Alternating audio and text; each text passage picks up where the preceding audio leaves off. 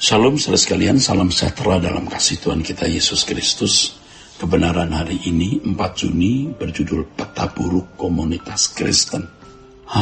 Sejak Konsili Nisea tahun 325, para teolog menjadikan isi Alkitab sebagai bahan perdebatan yang melahirkan pertikaian dan percideraan. Hal ini bukan saja menyakiti sesama, tapi juga menyakiti hati Tuhan. Ironinya hal tersebut terjadi justru ketika masa aniaya terhadap orang Kristen sudah mulai surut. Ketika penguasa-penguasa dunia bersikap ramah terhadap kekristenan, yaitu dari awal abad ketiga, saudara. Kualitas kehidupan iman orang Kristen malah merosot. Kehidupan iman yang meneladani kehidupan Yesus dan pemberitaan Injil yang berani digantikan perdebatan-perdebatan teologi. Hal ini diwarisi oleh orang-orang Kristen yang tidak mengalami Allah. Sampai hari ini yaitu orang-orang Kristen yang berurusan dengan Allah dalam fantasi. Kekristenan menaklukkan Eropa, di mana kaisar-kaisarnya menjadi orang Kristen, dari Kaisar Konstantinus sampai Theodosius Agung, yang menjadikan kekristenan sebagai agama negara tahun 380 Masehi. Roma malah menjadi ambruk dan gereja mengalami masa kegelapan. Saudaraku, ketika suatu lembaga seperti gereja atau individu memiliki wewenang untuk menentukan seseorang sesat atau tidak, dan kemudian memberikan hukuman, maka itu berarti ia mengambil alih wewenang Tuhan. Jika hal menyatakan seseorang itu salah, dilakukan oleh rasul-rasul seperti Paulus, kita percaya mereka adalah orang-orang yang dipercayai oleh Allah, menerima tongkat estafet dari Allah untuk meneruskan dan melegalkan ajaran Yesus. Mereka melakukannya pun tidak disertai dengan hukuman secara fisik atau hukuman lain yang menyiratkan suatu kebencian. Hal ini sangat berbeda dengan gereja-gereja setelah abad ketiga itu. Teologi menjadi bahan perdebatan untuk memuaskan ambisi dan arogansi. Hari ini teologi juga menjadi komoditas untuk menjadikan seseorang memiliki prestis di kalangan orang beragama dan khususnya di kalangan akademisi di seminari atau sekolah tinggi teologi.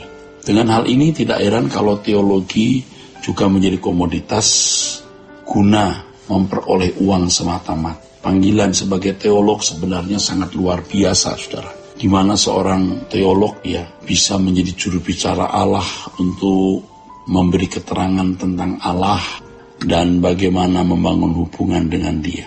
Tetapi kalau hanya menjadi sarana memperoleh uang, harga diri, dan jabatan di lingkungan komunitas Kristen, baik di gereja, yayasan Kristen, lembaga-lembaga Kristen, dan seminari atau sekolah tinggi teologi, maka berarti sebuah pengkhianatan terhadap Allah. Tidak salah kalau seseorang dipanggil Tuhan untuk menjadi pengajar atau pengkhotbah dengan pengetahuan teologi yang dimiliki untuk mendapatkan nafkah, tetapi bukan karena nafkah tersebut ia berteologi, saudaraku.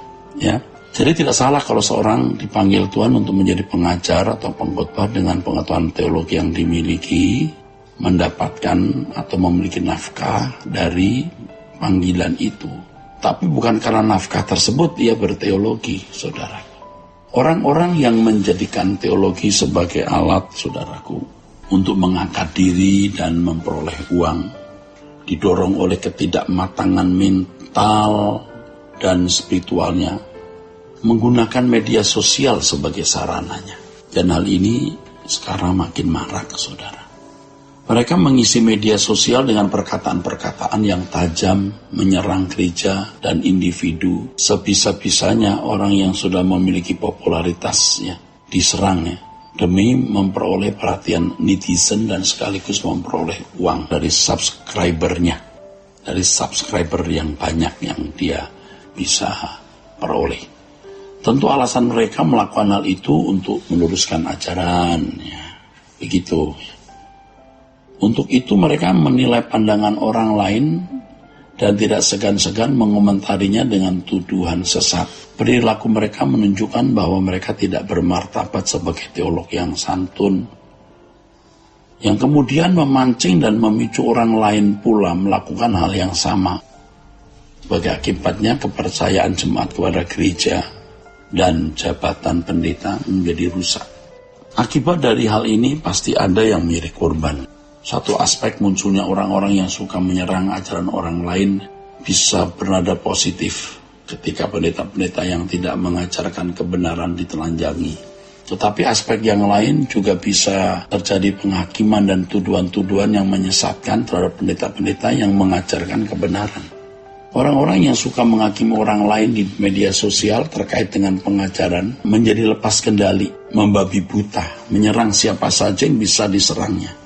Biasanya mereka mencari celah untuk menyerang siapapun tanpa sikap teliti dan selektif.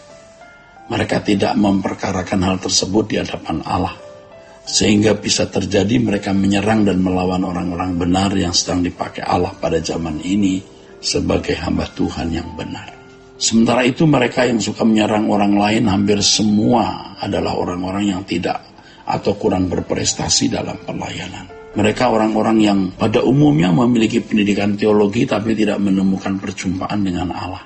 Mereka yang suka menyerang adalah haters yang biasanya tidak memiliki karya-karya nyata, kecuali dengan berani menilai dan menghakimi orang lain secara semena-mena untuk berbagai keuntungan pribadi, minimal untuk kepuasan diri, saudara. Dari tulisan dan perkataan mereka nampak bahwa mereka belum dewasa mental dan spiritual. Hal ini menunjukkan bahwa mereka terjebak dalam kehidupan Kristiani Allah dalam fantasi.